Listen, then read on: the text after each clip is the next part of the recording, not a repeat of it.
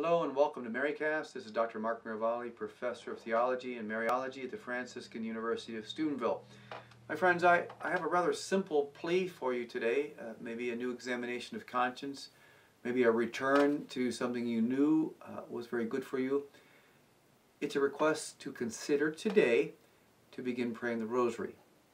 Now, some of you may say, oh, I've been praying the Rosary for years, and for you, I ask for your prayers for people who have not been praying the Rosary, either people who have never started praying or people who have fallen out of the practice. Why do I make this request? Because second to the Mass and prayers associated with the Mass, the Rosary is the most powerful prayer in the universe. It's the most powerful prayer because it's pondering the mysteries of Jesus in the New Testament and secondarily Our Lady. But it's also the most powerful because history has shown it to be so. Take away any idea you may have of the Rosary as simply being a nice kind of pietistic prayer for elderly ladies in a corner of the church. The Rosary has the power to change the course of human history. In fact, the Rosary has changed the course of human history in feasts like what we celebrate on October 7th, where at the great Battle of Lepanto, a huge Muslim Turk fleet is coming up to the coast of Lepanto in Asia Minor, ready to attack Rome, ready to take over Christianity and Western civilization. What happens? Pope St. Pius V calls the Catholic world to pray the Rosary.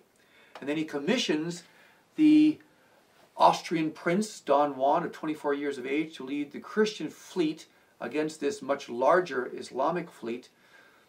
While the men are praying the Rosary throughout Europe, and everyone on board, every mariner has the Rosary with him as well, they undertake this battle, and it's fascinating historically and even in naval history.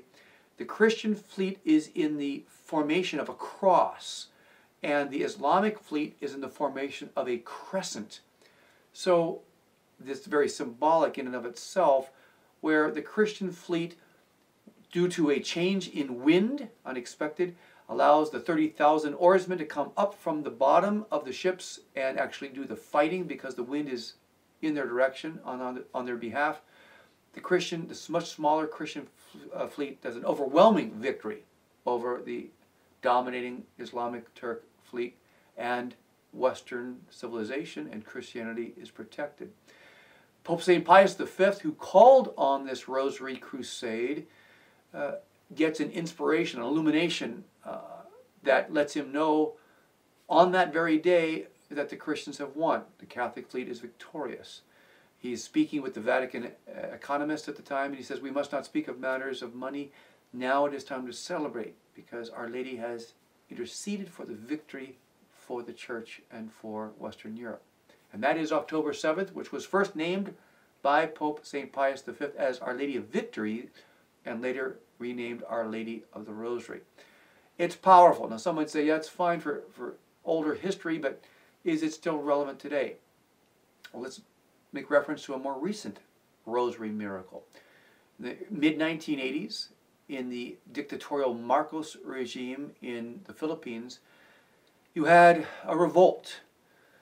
And the revolt was fundamentally 1 million laity with rosaries in hand at the major center in Manila, the capital of the Philippines. 1 million people with rosaries up against some 50 to 100 yards away, tanks, hundreds of tanks, and tens of thousands of military soldiers who are waiting upon the dictatorial Marcos to give the command to fire on the crowd. He even had aircrafts flying in to also attack the crowd. Well, as Cardinal Sin, the late Cardinal Sin of Manila, relays the event, as the people are praying the Rosary, a silhouette of Our Lady, a silhouette of a woman, a veiled woman, appears between the tanks and the people. And as a result, even though Marcos calls the troops to fire, not a single bullet or a single tank fires upon the crowd of 1 million people. One man who's a pilot in the Army said, in the Navy, I should say Air Force, said he saw from 10,000 feet up his wife in the crowd, and he would not fire upon her. This is obviously in the domain of the supernatural. This is the power of the Rosary. And that same power is what can happen and affect family conversion, personal conversion. The Rosary is a prayer that unleashes heaven's desires for the world to be a better place. What does Our Lady say at Lourdes? She calls us to pray the Rosary by example. 1858, she has the example of Bernadette, who also pulls the Rosary from her pocket. She says she has an irresistible impulse to take the Rosary from her pocket and to pray with Our Lady, who is also calling us to pray the Rosary by example at Lourdes. She has the beads going through her hands at Lourdes. Never says pray the Rosary, just shows us by example. 1917, Our Lady of Fatima, and the proper title is actually Our Lady of the Rosary. That's how she appears at Fatima. She says, pray the Rosary daily in order to obtain peace for the world.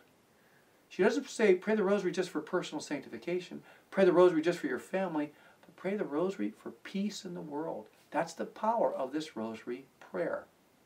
And in our own time, there's been several apparitions repeating the call to pray daily the Rosary.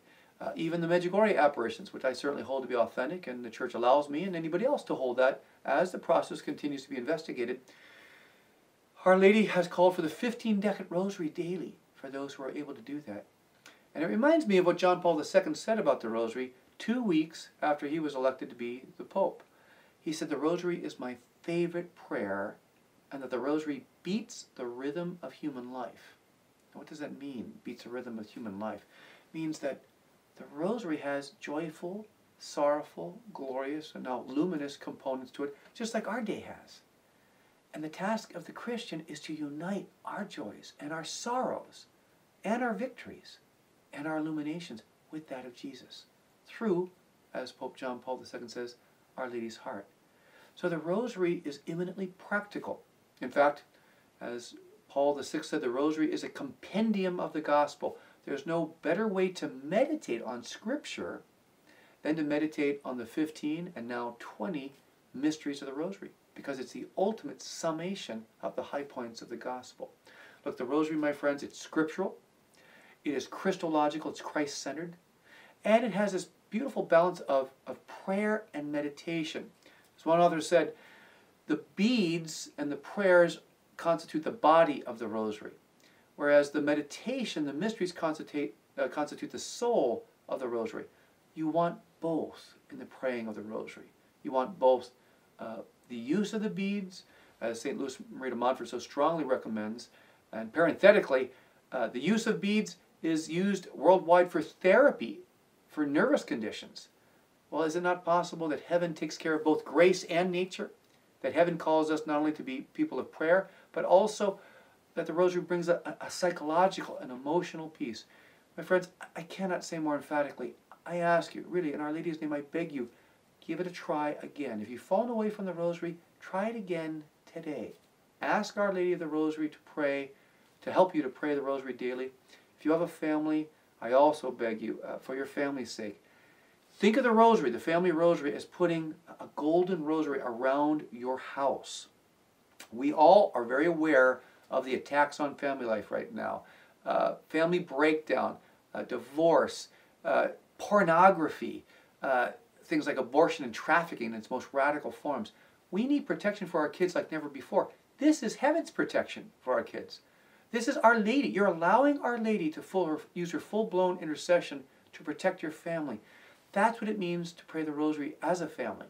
And as John Paul II says in his Rosary and Apostolic Letter, when you pray the Rosary as a family, you begin to communicate with each other again.